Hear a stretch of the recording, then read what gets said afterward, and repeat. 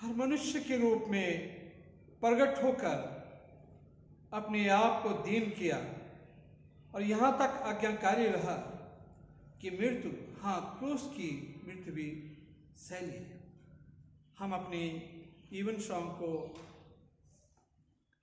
का प्रारंभ करेंगे और हम एक गीत गाएंगे। गीत का नंबर है 30 नंबर, जो क्रूस पे कुर्बान है वही।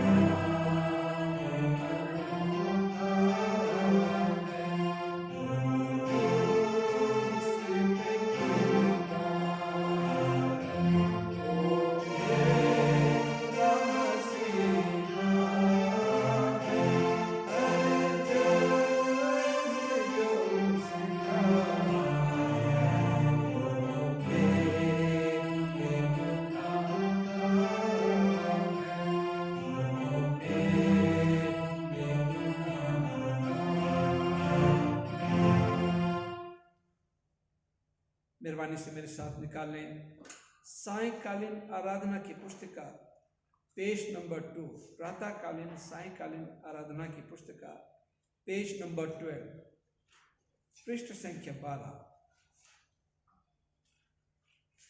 पवित्रता से सजकर प्रभु की आराधना करो, समस्त पृथ्वी प्रभु से करे। मेरी प्रार्थना प्रभु के सम्मुख सुगंधित धूप ठहरे। परमेश्वर पिता हमारी सृष्टिकर्ता की महिमा हो, उसके पुत्र हमारी मुक्तिदाता की महिमा हो, उसके आत्मा में पवित्र करने वाले की महिमा हो, जैसे आदि थी अब सदा युगांत की रहेगी। आमीन। हे सब सामर्थी प्रभु परमेश्वर, आप पवित्र पवित्र हैं। सब पृथ्वी आपकी स्तुति से पूर्ण है। ब्रह्मांड आपकी स्तुति। हम सब शक्तिमान परमेश्वर के सामने दीनता से अपने पापों को स्वीकार करें। साथ मिलकर कहेंगे, हे अत्यंत दयालु परमेश्वर, हम मानते हैं कि हमने मन, वचन और कर्म से आपके विरुद्ध पाप किया है। हमने अपने संपूर्ण हृदय से आपसे प्रेम नहीं किया। हमने अपने पड़ोसी से अपने समान प्रेम नहीं किया। हे दयावान परमेश्वर, हम प्रार्थना करते हैं कि आप अतीत में किए गए हमारे पापों को क्षमा करें और वर्तमान में हमारे आचरण में सुधार करें, और भविष्य में जैसा हमें होना चाहिए वैसे हमें बनाइए, ताकि हम आपकी इच्छा को माने और आपके मार्ग पर आनंद से चलें, हमारे प्रभु ख्रिस्त के द्वारा। आमीन। सब शक्तिमान और दयावान परमेश्वर हमारे सब पापों को क्षमा करे और उनसे हमें छुटकारा दे, हमें अपने जीवन को सुधारने के लिए अनुग्रह दे और पवित्र आत्मा के सामर्थ्य में भरपूर करे। आमीन। जमात मेहरबानी से अपना स्थान ग्रहण कर लें। Collect and reading of Monday before Easter. Monday before Easter हम प्रार्थना करें। हे सर्वशक्तिमान और शाश्वत परमेश्वर, आपने मानव जाति के प्रति अपने संवेदनशील प्रेम के कारण अपने पुत्र यीशु को भेजा कि वो हमारा स्वभाव धारण करे और क्रूस पर अपने प्राण दे। हम पर दया कीजिए और हमें यह वर दीजिए कि हम उनकी महान दीनता के उदाहरण का अनुसरण करें और उनके महिमामय पुनरुत्थान में सहभागी हो सके, उन्हीं के द्वारा जो आपके पवित्र आत्मा के साथ एक परमेश्वर और अब तथा सदा सर्वदा जीवित राज्य करते हैं। आमीन।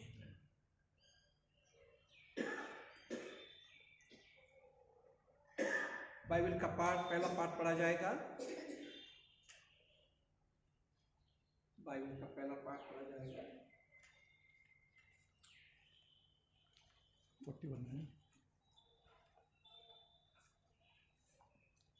यशायाह भविष्यद्वक्ता की पुस्तक उसका 41वां अध्याय और पहले 7 पद।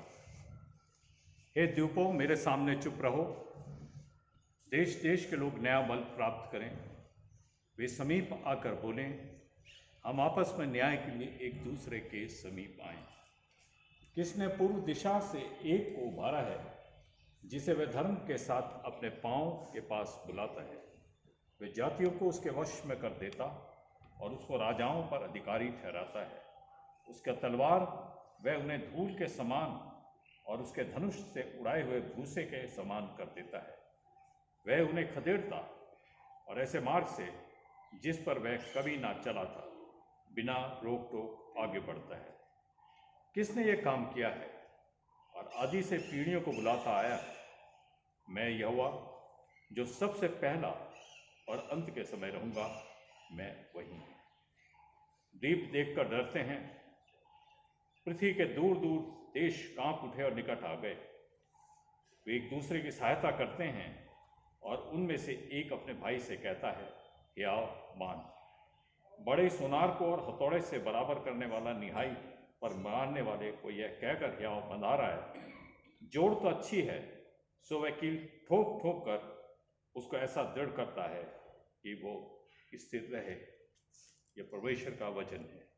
परमेश्वर का धन्यवाद हो। बाइबल का दूसरा पाठ पढ़ा जाएगा।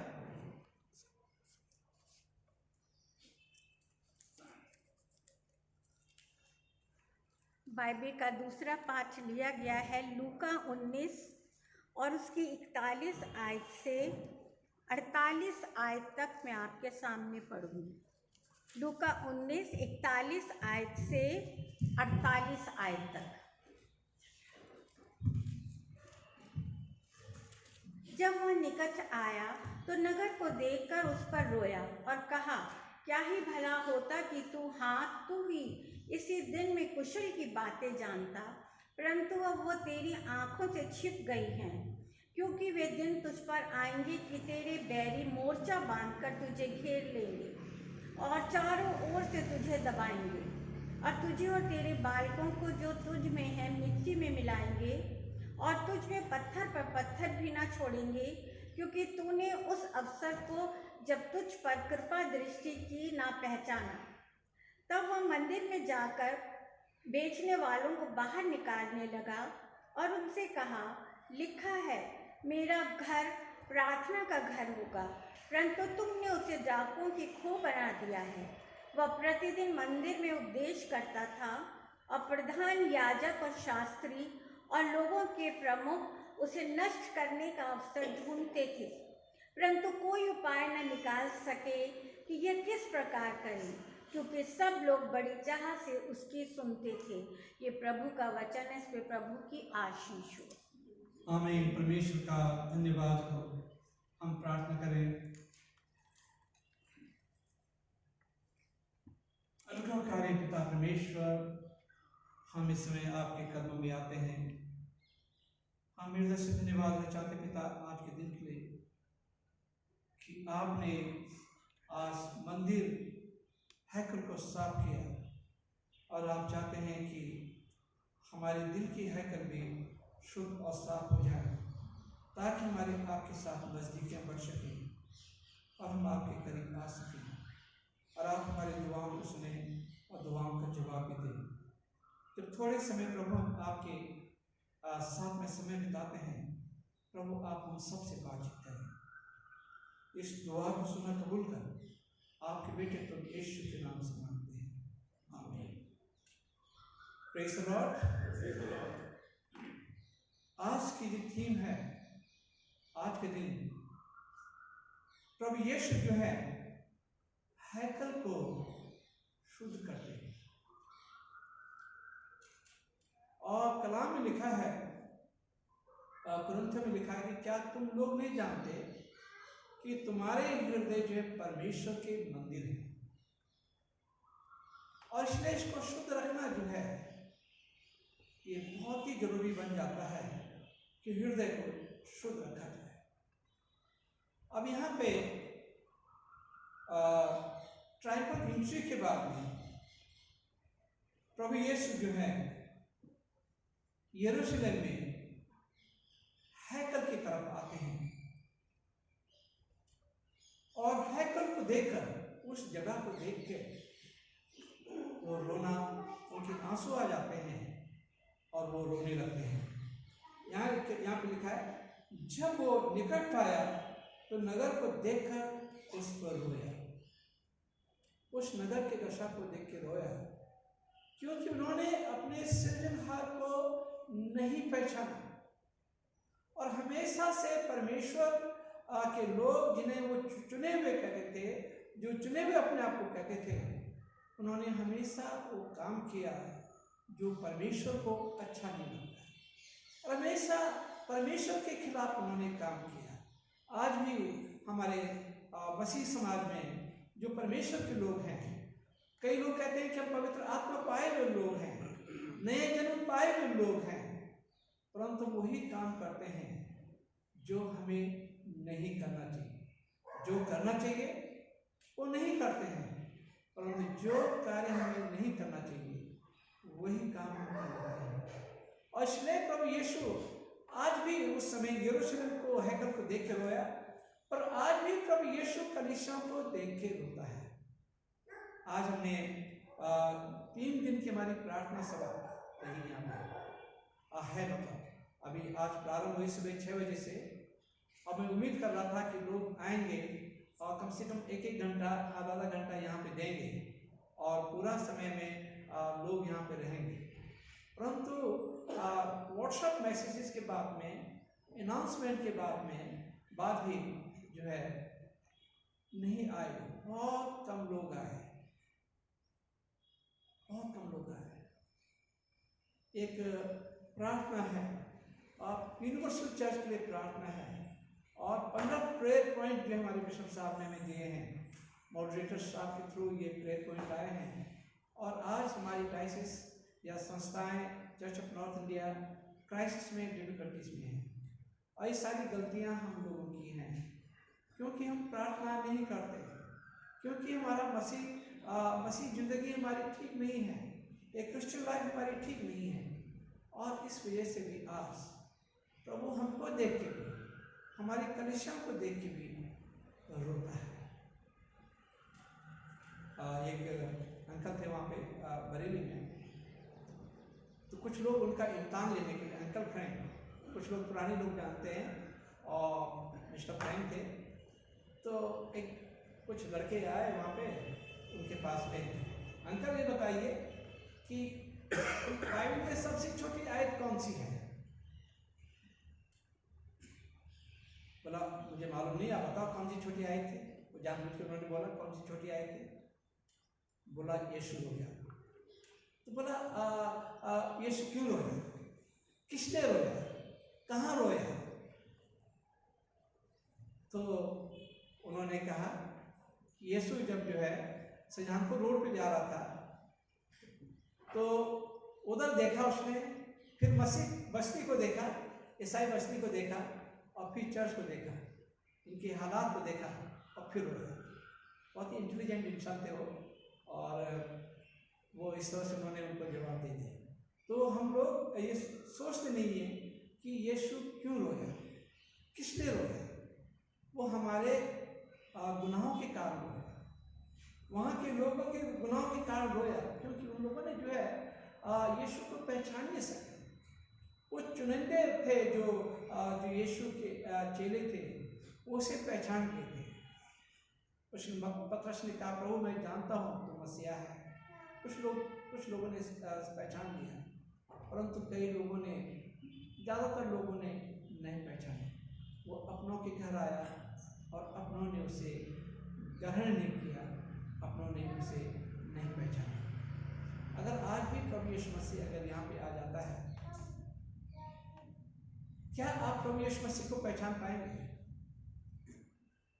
किस रूप में प्रभु यीशु मसीह आ गए हैं, या क्या आप यीशु मसीह को पहचान पाएंगे?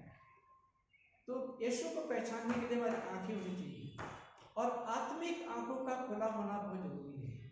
आपको कभी भी चर्च में बैठा हुआ यीशु मिल सकता है, कभी भी बैठा मिल सकता है। तो हमें पहचानने की जरूरत है, और यदि हमने कलाम को पढ़ा होगा और कलाम को समझते हैं, दुआ की जिंदगी जीते हैं, खुदा के साथ समय बिताते हैं, तो हम यीशु को पहचान पाएंगे।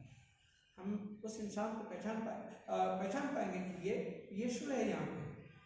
तो यीशु जो है रोता है हमारे बुरे कर्मों के कारण। हमारे पास में बचपन से बाइबलें हैं हमारे पास में। संडे स्कूल, खैर मैंने तो संडे स्कूल नहीं गया मैं, और परंतु हम लोग जितने और यहाँ पे लोग हैं, पुराने लोग हैं, संडे स्कूल में सिखाया जाता है। फिर कॉन्फर्मेशन होता है, कैटेकिज्म सिखाया जाता है। बपतिस्मा जब होता है तो उसमें बाउस पेरेंट्स के साथ में दिए जाते हैं, सिखाए जाते हैं। और फिर भी जो है हमारे पास में कई बाइबलें होती हैं। मेरे पास तो कई बाइबलें हैं, और हो सकता है कि आप लोगों के पास भी हों, परंतु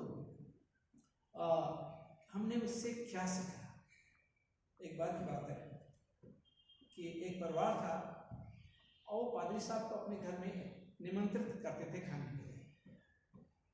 तो उनका एक चांदी का चम्मच था, चांदी की कटलरी थी उनके पास में, जो वो स्पून वगैरह जो होते हैं वो था। तो पादरी साहब को खाना खिलाया, पादरी साहब के परिवार को एक चम्मच उनका मिस हो रहा। अब चम्मच मिस हो रहा था तो कहने लगे कि कैसे लोग बोले, क्या बोले। पादरी साहब आए थे यहाँ पे, शायद उतनी ले गए। अब वो डायरेक्टली बोलते नहीं पाए, परंतु वो जो है उनके मन में था कि शायद पादरी साहब ले गए, वो चम्मच पादरी साहब ले गए।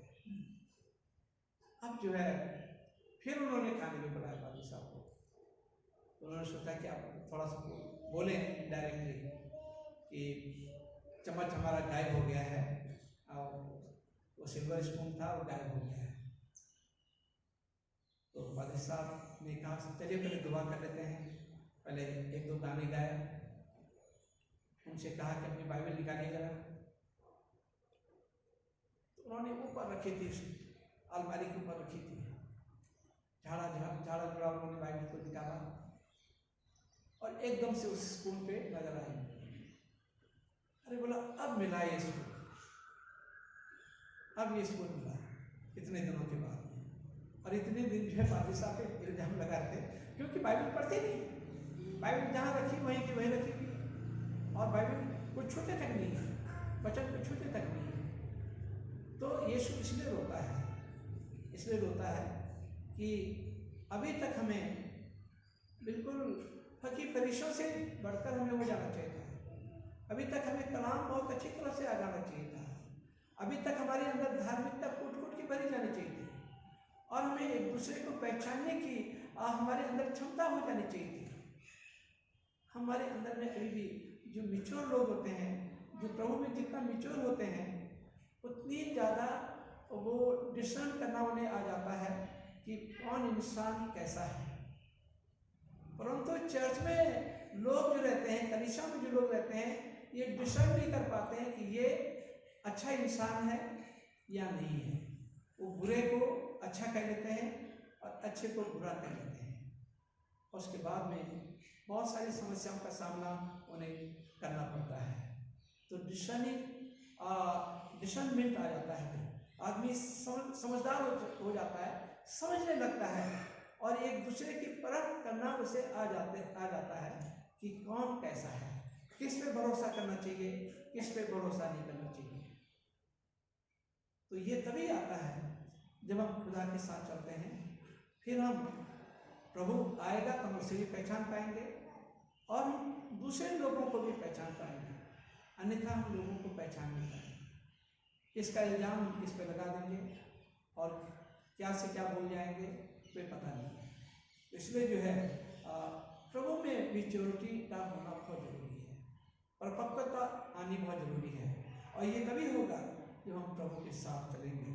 और तब प्रभु आपको देख के या मुझे देख के नहीं रोएगा। उस समय यरूशलेम को देख के रोया, आज कलीसियाओं को देख के रोता है, परंतु कलीसियाएं अपने अपने काम करना शुरू कर दें। कलीसिया सिर्फ एक आदमी के लिए कि पादरी जो है वो इंचार्ज है, बस सारी कलीसिया जिम्मेदार है। मैं आपके बदले का हिसाब नहीं दूंगा, आप मेरे बदले का हिसाब नहीं देंगे। हम में से प्रत्येक अपने अकाउंटेबल है, प्रत्येक जो है अकाउंटेबल है। तो इसलिए जो है हमें यह सोचना चाहिए, आज प्रार्थना करनी चाहिए, प्रभु मेरे वजह से आपको दुख नहीं पहुंचना चाहिए, आपके आंसू नहीं आने चाहिए मेरे बुरे कामों की वजह से। प्रभु मैं आज से तेरे पीछे चलता हूँ, ताकि प्रभु मेरे लिए आपको रिग्रेट ना करना पड़े, पछतावा ना करना पड़े, ये ना कहना पड़े कि अरे बेकार है ये, इसको तमाम आशीषें दी परंतु ये अभी भी समझा नहीं है, अभी भी मुझे नहीं समझा है, अभी भी मुझे नहीं जानता है। तो वो कहने लगा, यहाँ पे लिखा है, जब वो निकट आया तो नगर को देखकर उस पर रोया और कहा, क्या ही बड़ा होता कि हाँ तू इसी दिन में वो सब की बातें जानता, परंतु अब तेरी आंखों से छिप गई है। वो सब की बातें जानता परंतु तो छिप गई है। और यीशु को याद था, उसे मालूम था कि आने वाले समय में यहाँ एक ईंट टूट जाएगी, एक एक पत्थर नहीं रहेगा, एक पत्थर के ऊपर में दूसरा पत्थर गिरा हुआ मिलेगा, सब कुछ टूट जाएगा, सब कुछ बर्बाद हो जाएगा। इसलिए जो है यीशु रो रहा है, उनके गुनाहों की वजह से हैकल की दशा होगी। तो ये प्रभु यीशु मसीह जानता था, क्योंकि वो दिन आएंगे कि तेरी बैरी मोर्चा बनाकर तुझे घेर लेंगे और चारों ओर से तुझे दबाएंगे। ये इजराइल के साथ हुआ। भारत देश में भी यही हो रहा है कि मसीहों को चारों तरफ से घेरा जा रहा है, दबोचा जा रहा है। अभी तक तो हमें मजबूत हो जाना चाहिए था, क्योंकि हमने इवांजलिज्म नहीं किया। और वो समय आ गया है, बहुत ही खराब समय आ गया है कि हमें कोई चारों तरफ से कोई भी दबोच सकता है। ये कमियां चर्च की है, चर्च एज ए होल की है। एक कमी जो है मॉरिसन मेमोरियल चर्च की है, ये कमी जो है सेंट जॉन चर्च की है, ये कमी जो है और डायसिस के और कलीसियाओं की है, भारतवर्ष की और कलीसियाओं की है, कि उन्होंने इवांजलिज्म के ऊपर में ज़्यादा ध्यान नहीं दिया। कभी कोई ये नहीं कहता कि पादरी साहब उस जगह को अडॉप्ट कर लेते हैं, उस जगह पे कुछ लोग हैं, आप वहाँ पे जाइए और आपके आने जाने का खर्चा हम देंगे, जो खर्चा आएगा वहाँ पे हम दे देंगे। कोई ऐसा कहने के लिए तैयार नहीं होता है। या आपको कितनी बाइबलें चाहिए मैं आपको दूंगा, इवांजलिज्म के लिए क्या आपको चाहिए, लोग ये नहीं कहते हैं। बस उन्हें जो है चर्च आना, आगे तो आगे, नहीं आए तो घर चले गए। तो कोई बोझ नहीं है लोगों के लिए, और यहाँ पे लोगों के लिए बोझ नहीं था। इजराइल को इसलिए चुना गया था कि ये लोग मिशन वर्क करें और बहुतों के लिए आशीष का काम बने, बहुतों को खुदा के करीब लाए और लोग खुदा को जाने इनके द्वारा। इनको एज ए मिशनरी खुदा ने चुना था, परंतु इन्हें लगा कि यीशु परमेश्वर जो है हमारा पर्सनल गॉड है। पहाड़ों पे यदि जाएंगे तो छोटे छोटे, एक हमारी भाषा में खादरा बोलते हैं उसको, तो छोटे छोटे बने रहते हैं और लोग वहाँ पे एक छोटी सी मूर्ति रख देते हैं। तो ऐसे ही इजरायली लोग सोचते थे कि हमारा जो है गॉड जो है, याहूवे जो है, ये ऐसा पर्सनल गॉड है, ये सिर्फ हमारा है और किसी का नहीं। जो फायदा हो वो सिर्फ मुझे हो और फायदा किसी को ना हो। इसीलिए जब चेले जो है इवांजलिज्म के लिए जाते थे तो उन्हें लगता था कि हमें गैर यहूदियों के पास नहीं जाना चाहिए। तो पतरस के सामने खुदा जो है एक चादर भेजता है और उसमें हर तरह के जानवर, और पतरस कहने लगा प्रभु मैं तो नहीं खाता हूँ, हर तरह के जानवर नहीं खाता मैं। परंतु परमेश्वर से विजन में कह रहा है कि तुझे सब खाना है, सब पवित्र है। कहने का मतलब ये था कि तुझे हर धर्म, हर जाति के पास जाना है और उन्हें प्रचार करना है। तो गैर यहूदियों के पास नहीं जाते थे, अन्य जातियों के वो पास नहीं जाते थे। तो तब कर्नेलियस जो है तैयार था, वहाँ गया, तो वहाँ बुलाया गया और वहाँ पे उसने, उसके पूरे घराने ने तुरंत बपतिस्मा ले लिया, इवांजलिज्म। तो प्रभु का एम क्या है कि हम इवांजलिज्म करें एज ए चर्च। चर्च एक पावर हाउस है, यहाँ पे बैठ के संगति करते हैं, प्रार्थना करते हैं, परंतु हमें आउट जाना है और लोगों को प्रभु के पास खींच के लाना है। ये काम जो है खुदा ने इजराइल को दिया था, परंतु उन्होंने कभी, इजराइल ने इस काम को नहीं किया।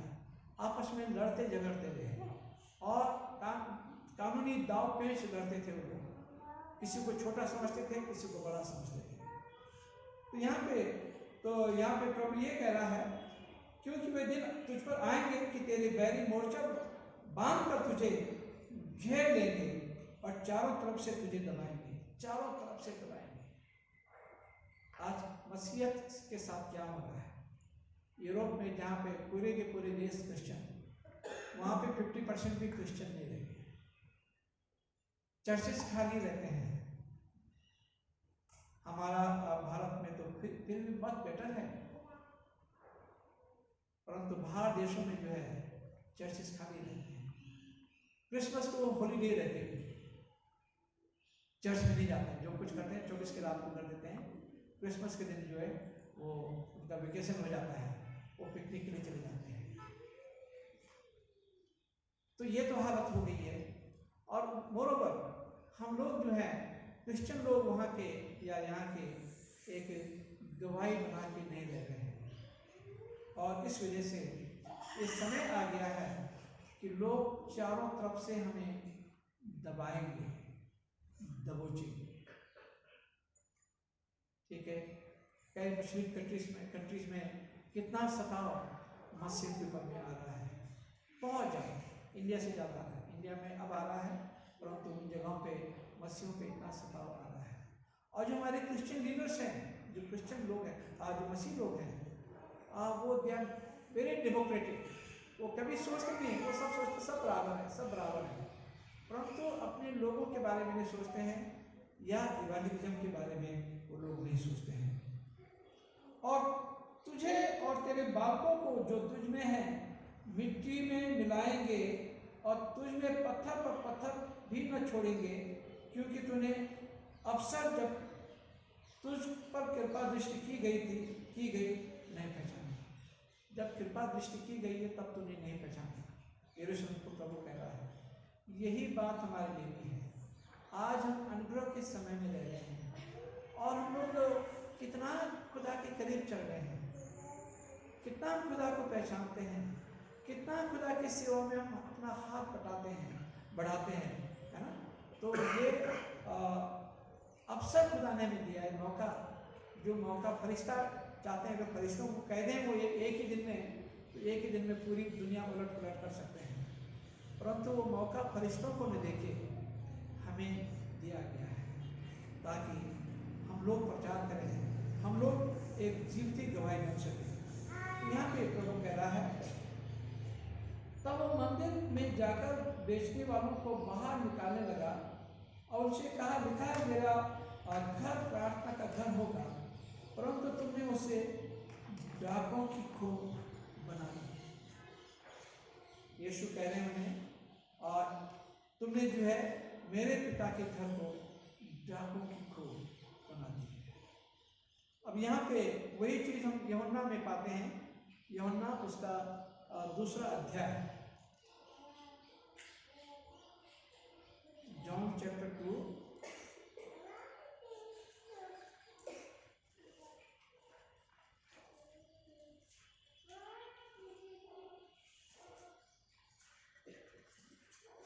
यूहन्ना दूसरा अध्याय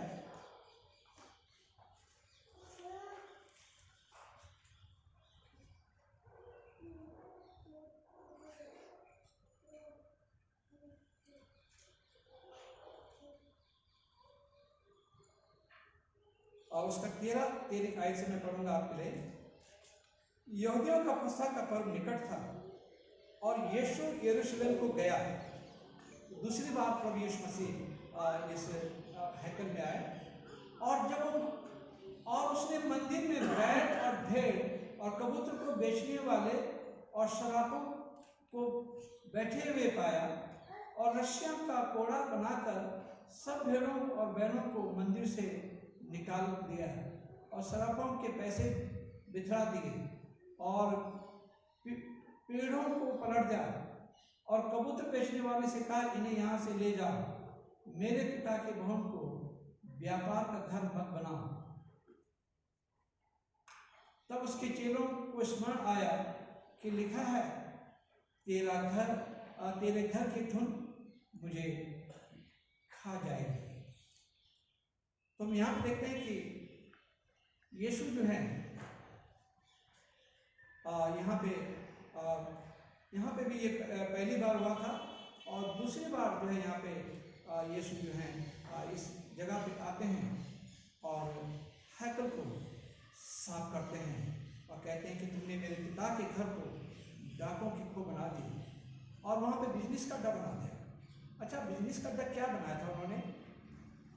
समस्या क्या थी वहाँ पे कि लोग वहाँ पे मंदिर में टैक्स देने के लिए आते थे, और कई प्रकार की करेंसी थी, और वहाँ पे एक करेंसी थी जो हैकल में मंदिर में जाती थी, प्रभु के भवन में जाती थी। एक करेंसी थी, और करेंसी ये थी कि वो लोग जो है मनी चेंजर वहाँ पे बैठे रहते थे, और उस थोड़ा पैसा मंदिर में चढ़ाने के लिए थोड़े पैसे की जगह उन्हें बहुत ज़्यादा पैसा देना पड़ता था।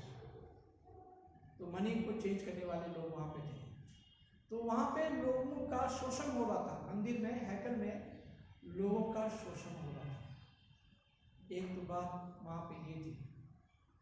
फिर दूसरी बात ये थी कि जब फसह के पर्व के लिए वहाँ पे लोग कुर्बानी के लिए आते थे, कोई भी कुर्बानी के लिए आते थे, तो जो जानवर जो लैम, मेमना या बकरी जो भी है वहाँ पे लाते थे, बकरा वहाँ पे लाते थे, तो उसमें नुक्स निकाल देते थे लोग।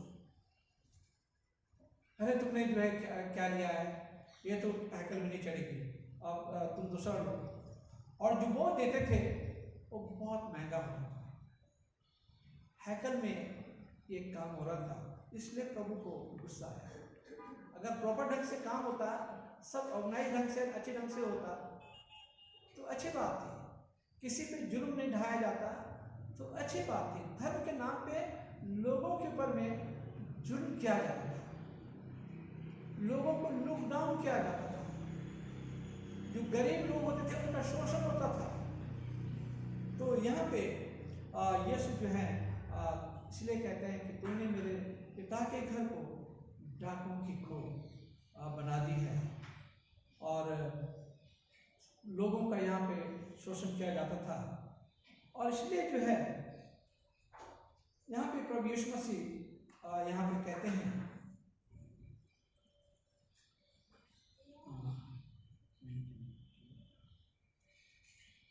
प्रभु यीशु मसीह यहाँ पे कहते हैं कि तुमने मेरे बाप के घर को, मेरे पिता के घर को तुमने डाकुओं की खो बना दी है।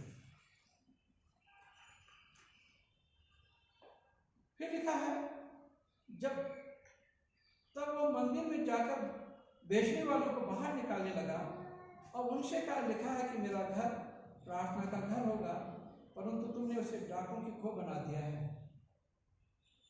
और ये हुआ इस यरूशलेम के साथ में, इस हैकल के साथ में ये हुआ कि प्रभु ने कहा था कि इस हैकल को ढा दो, इस मंदिर को ढा दो। लोग जो यीशु को पकड़वाना चाहते थे, मारना चाहते थे, गिरफ्तार करना चाहते थे, किसी कारणवश से वो लोग गिरफ्तार नहीं कर पा रहे थे उसे। तो यीशु ने कहा कि इस हैकल को, इस मंदिर को ढा दो और मैं इसे तीसरे दिन खड़ा कर दूँगा। तो लोग कहने लगे कि जहाँ 40 ईयर्स यहाँ इसमें लगे हुए हैं और इसको बनाने में लगे हैं, कई साल इसमें लगे हैं, क्या 3 दिन में तो कैसे ठीक कर देगा। परंतु लोग नहीं समझ रहे थे कि अपनी मृत्यु की बात कर रहा है, तो मारा जाएगा, गाड़ा जाएगा, परंतु तीसरे दिन बाद वो जी उठेगा। परंतु इस हैकल के बारे में जो बात हुई थी, वो नीरो राजा ने 70 AD में पूरे शहर पे हर लगा दिया था और हैकल जो है बिल्कुल तोड़ दी थी, बिल्कुल उसके रिम्स बचे हुए थे। अब मुस्लिम लोगों ने अपना उसमें डूम लगा के, जैसे राम जन्मभूमि बाबरी मस्जिद का चक्कर है, वही बात यहाँ पे इन्होंने कर दिया है। उस जगह पे मॉस्क बन गई है और मुस्लिम का ज़्यादा बोलाबाला वहाँ पे है। तो ये कारण है क्योंकि उन्होंने परमेश्वर को नहीं पहचाना, यीशु को नहीं पहचाना, उद्धारकर्ता को नहीं पहचाना, अपने खुदा का कहना नहीं माना, कलाम की बातों पे अमल नहीं किया और उसका नतीजा ये हुआ कि उन्हें तितर बितर होना पड़ा। अब बड़ी मुश्किल से सारे लोग इकट्ठा हो रहे हैं और कहते हैं, कहा जाता है कि पहले कभी यहाँ पे कुर्बानी, अभी कुर्बानी नहीं होती इस जगह पे, परंतु जब सारे यहूदी इकट्ठे हो जाएंगे और हैकल को बना दिया जाएगा तो यहाँ पे कुर्बानी होगी। परंतु प्रभु यीशु मसीह ने कुर्बानी तो एब्सोल्यूट सैक्रिफाइस उन्होंने दे दी है, तो कुर्बानी नहीं दे पाएंगे। उसी दिन प्रभु यीशु मसीह का आना हो जाएगा, उसी दिन प्रभु यीशु मसीह आ जाएंगे, तो ये माना जाता है। परंतु सारे यहूदी लोग इकट्ठा हो रहे हैं, धीरे धीरे होके इकट्ठे हो रहे हैं और अपनी टाइप जो है वो यरूशलेम को भेजते हैं। चाहे किसी भी मुल्क में रह रहे हों, अपना टाइप जो वहाँ पे भेजते हैं। Now they are becoming more and more powerful, बहुत ज़्यादा ये लोग पावरफुल होते जा रहे हैं। और एक दिन आएगा कि ये हैकल वहाँ पे बनाएंगे, लड़ाई झगड़ा होगा, काफ़ी कुछ होगा और हैकल बनाएंगे, वहाँ पे कुर्बानी चढ़ाएंगे और कुर्बानी नहीं चढ़ा पाएंगे और एकदम प्रभु यीशु मसीह का आना हो जाएगा। तो ये अपने कामों के वजह से, अपने कामों के उल्टे कामों की बदौलत जो है बहुत सारी समस्याओं का सामना हम करते हैं। बहुत सारी मुसीबतों को हम इनवाइट कर देते हैं। हम लोगों को पहचानते हैं, हम यीशु को नहीं पहचानते हैं, वचन की सामर्थ को नहीं पहचानते हैं, यीशु की ताकत को नहीं जानते हैं, और हम दूसरी ताकतों पे भरोसा करते हैं, और हमें इंसान को पहचानने की समझ नहीं है। इसलिए हम किसी भी इंसान पे भरोसा कर देते हैं। जिस इंसान पे भरोसा करना है उस पर भरोसा नहीं करते हैं, जिस पे नहीं करना है उस पर कर लेते हैं, और उसका नतीजा ये होता है कि बहुत सारे दुख, तकलीफ़ें, मुसीबतें उठानी पड़ती हैं। और हमारी चर्च ऑफ नॉर्थ इंडिया में यही समस्या है।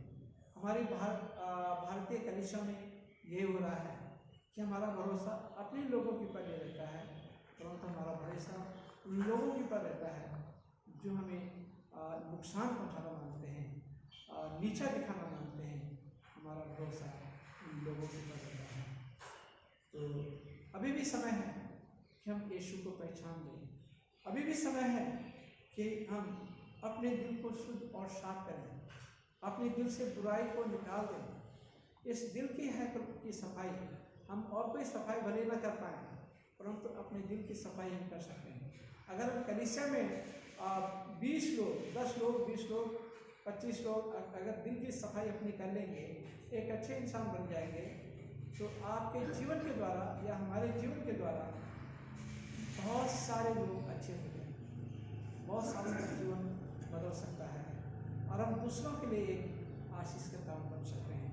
तो प्रभु चाहते हैं कि आज के मैसेज को सुन के ये प्रभु ये चाहता है, कहने का मतलब यही है कि हम अपने दिल की हैकल को साफ, पूरी दुनिया को हम साफ नहीं कर सकते, पूरी दुनिया को हम नहीं समझा सकते हैं, है ना। अगर हम समझा सकते हैं, अगर कुछ कर सकते हैं तो अपने लिए कर सकते हैं। अगर हम एक अच्छे इंसान बन जाएंगे और ऐसे कोई दूसरा भी करना लगे, अपने आप को अच्छा इंसान बनाना शुरू कर दे, तो पूरी दुनिया अच्छी हो सकती है, और प्रभु को हम पहचान पाएंगे, अच्छाइयों को हम समझ पाएंगे, वचन की गहराइयों को हम समझ पाएंगे, यीशु क्या कहना चाहते हैं, क्या कहना चाहता है, उस बात को हम समझ पाएंगे। तो ये प्रभु चाहता है। It is my desire to have a clean mind and clean heart. ये यीशु की तरफ से मैं कह रहा हूँ कि ये मेरी इच्छा है कि शुद्ध मन और शुद्ध हृदय हो। The only way I can keep it clean is to saturate it with the word of God and not worry about what others say about what I do. हम परमेश्वर के वचन में अपने आप को ढाल दें, एकदम बिल्कुल मिला दें, बिल्कुल अपने आप को परमेश्वर के वचन में। दूसरों की चिंता मत करें कि दूसरे लोग आपके लिए क्या कहते हैं, पागल कहते हैं या क्या कहते हैं, है ना। कोई बात नहीं है, परंतु हम अपने आप को परमेश्वर के वचन में एकदम मर्ज कर दें। जैसे एक पानी की बूंद होती है और सागर में जाती है, उसमें जो है मर्ज हो जाती है, बिल्कुल मिल जाती है, अपनी आइडेंटिटी को खो देता है। पानी की बूंद जो है आइडेंटिटी को खो देता है। एक बार की बात है, इसके बाद बंद करूँगा कि मैं वहाँ जा रहा था, आगरा से बरेली के लिए एक कुमाऊँ एक्सप्रेस हुआ करती थी, और उस रात को आगरा से भी रात को चलती थी और बरेली से भी रात को चलती थी। तो मैं उससे जो है अब बरेली जा रहा था। मैं रात को मेरे साथ बड़ा अजीब हादसा हुआ ट्रेन में कि मुझे मदर ट्रीजा दिखी। वही चेहरे पे बड़ी झुर्रियाँ और सब। कहने लगे कि रेवरेंड सिंह बेटा लुक एट मी। मैं उसकी ओर देखने लगा, एंड कहने लगे प्रे लाइक दिस। मैंने उनकी आंखों में देखा, प्रार्थना करना शुरू किया, और